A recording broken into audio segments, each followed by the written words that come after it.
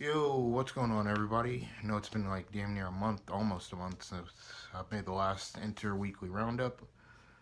But yeah, work and probably some busy. So I'm just gonna cover the past few games, the past 4 or 5 games that Inter played, and especially since tomorrow's Tuesday and it's the Champions League.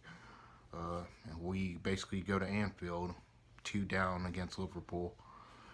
But yeah, I think the first game we ended up playing. Yeah, the last time I covered was Inter 2. We beat Roma 2-0. The following weekend, we ended up playing Napoli, which we drew 1-1. That was a must-win game at the time, given the fact we had lost to Milan 1-2. We ended up drawing Napoli. I think we were a point clear at the time. Uh, we head into the Liverpool game, hoping to scrape something. Uh, it wasn't a bad match. Just more or less the strikers, the chances that you get, uh, which were very few in between. We weren't able to test Liverpool's backline as much. Dzeko, at certain points, Dzeko dropped deep to get the ball and tried to play a few passes, but that's where like Alexis Sanchez would honestly have been a lot more useful. And that's what my opinion was, is that Dzeko should have probably come off at halftime during that game uh, for Sanchez, because Sanchez can ping a pass as well as he has a little bit more speed. He's a little bit more mobile than Dzeko is. Uh, but yeah, we ended up losing 2-1 at home against Liverpool, and we play them tomorrow at Anfield.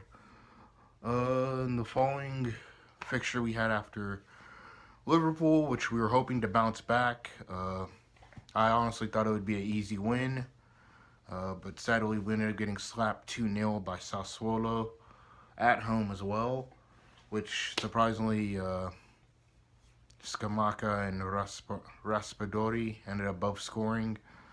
And that game was just horrible. Sassuolo was just all over us in the first half. Midfield non-existent. Uh, and it was a complete shit show. Following week, again, another game I thought, honestly, alright, we'll bounce back and win again. Genoa, which ends up being a 0-0. Man, and I think between Genoa and Sassuolo, it was either Genoa or Sassuolo or Genoa in the following game. First leg of Copa Milan, where we created 50 something chances, but we couldn't find our shooting boots. It was a crazy, stressful period because we were dropping points. I think Napoli went ahead. I mean, currently at the moment, I think Milan's ahead. I don't have my phone with me. I should actually look at the standings. Yeah, currently, Milan are ahead by 2 points. So, yeah. Milan are ahead by 2 points, but I think at the time Napoli was ahead by 1 point.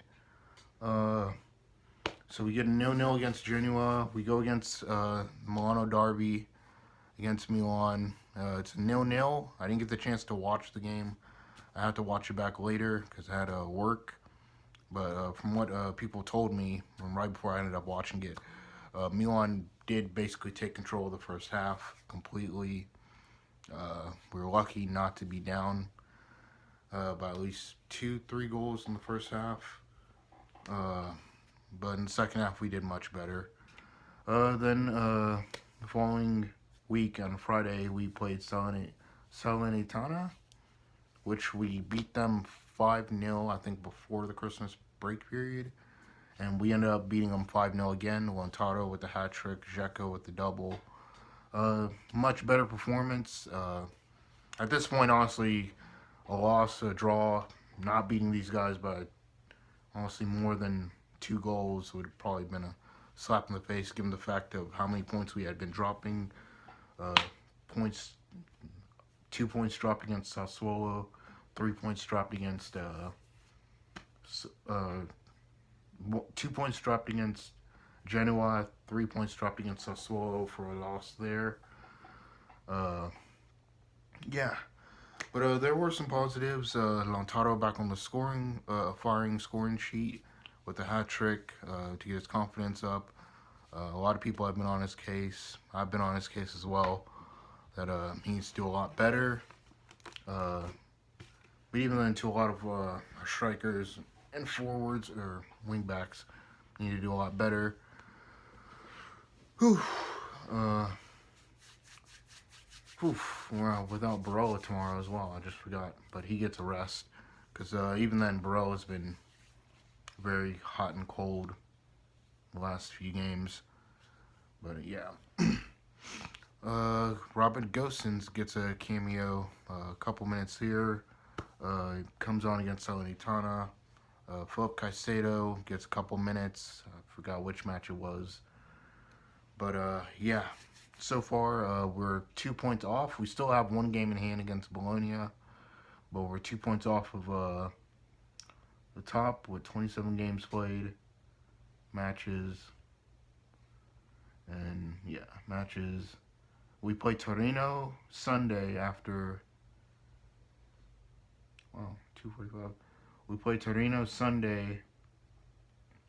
Following Saturday, we play Fiorentina, then we play Juventus. Or yeah, we go on international break. So the last 3 games we play basically are Liverpool tomorrow. Honestly, I don't see us. I mean, you never want to say never because we didn't give them too much trouble for their defense, but we were able to have a good little battle there.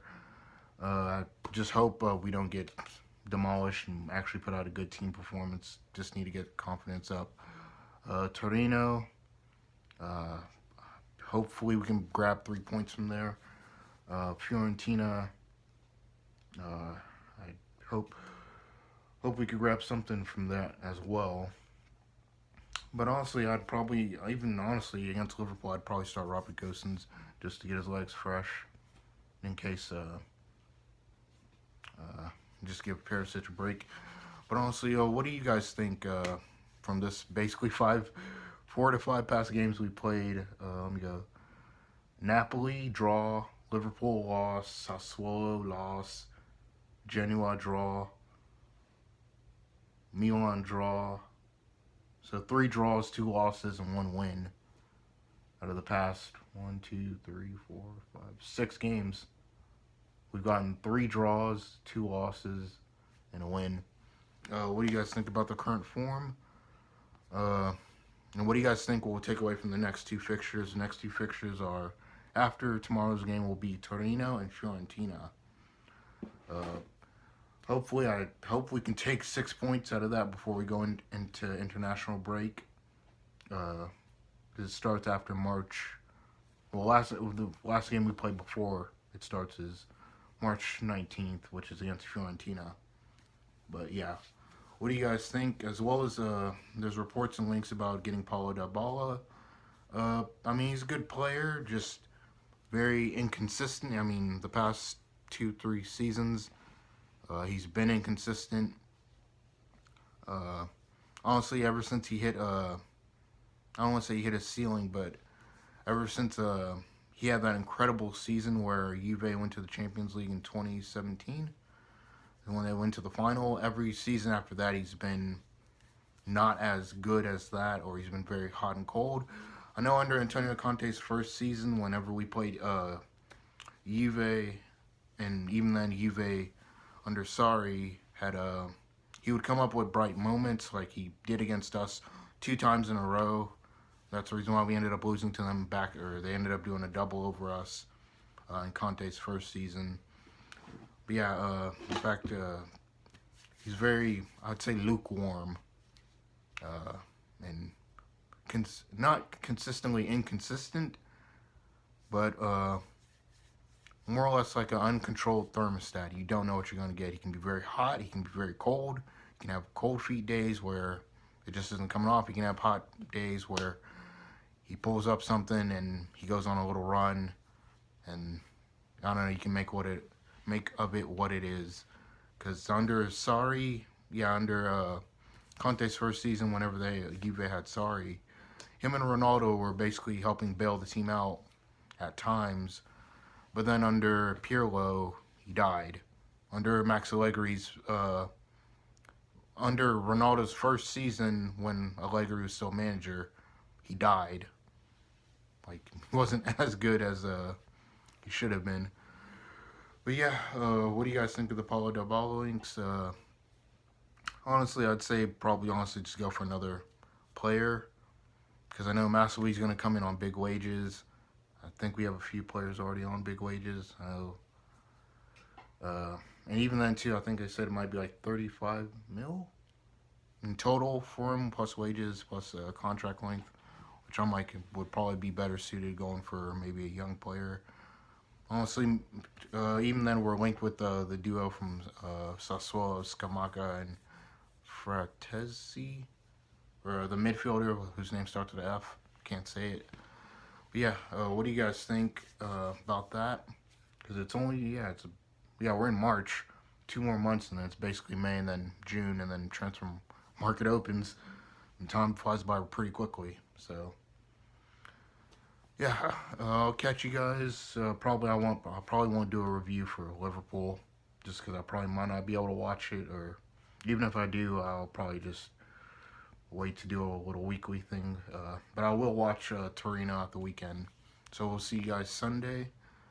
Be sure to leave a like, comment, and subscribe. Let me know what you guys' thoughts are, especially about the team performances. Philip Caicedo, will we actually see him?